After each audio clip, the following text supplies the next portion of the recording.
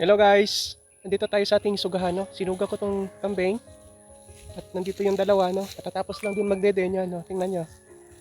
Katatapos lang nila magdede, tingnan nyo yung tiyan. At least busog na sila, no? So, itong babae, tingnan nyo. Ito yung babae. Yung may itim sa paa, dulo ng paa, yun yung lalaki. So, bundat. Katatapos lang dumede. So, nandito yung sugahan natin, no? 3 times. Ito guys, sa maghapon na nililipat ko siya ng pwesto itong nanay. Tingnan nyo naman kung gaano kapayat yan, no? Ang hirap ng pakain niya yun dito guys. Napakainit. Siguro ranas nyo rin yung init, no? Ang tindi ng humid.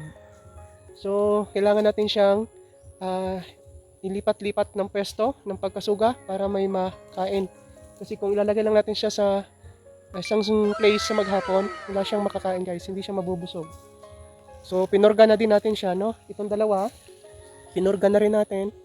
Tableta, sinatin natin sa 4 yung isang tablet. Kasi divided into 4 siya eh. So, yung 1/4, pinainom natin to dito sa dalawa. Sinubo lang natin, no? Buo. Tapos, inanom lang natin sa bunganga. Tapos, tsaka natin pinadede para malunok talaga nila, no?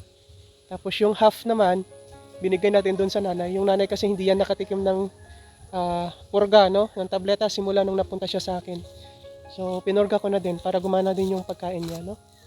So, pinorga na natin to guys kasi over 1 month old na siya. 1 month and 3 days old na siya. So, kailangan natin siyang mapurga kasi nagsisimula na silang manginain, no? Nagkakain na sila. Tapos yung dumi nila ay buo-buo na, no? Namumuo na. So, kulay itim na. Kaya kailangan natin siyang purgahin. So, yun lang guys, no? Thank you for watching and see you in our future vlogs. Bye!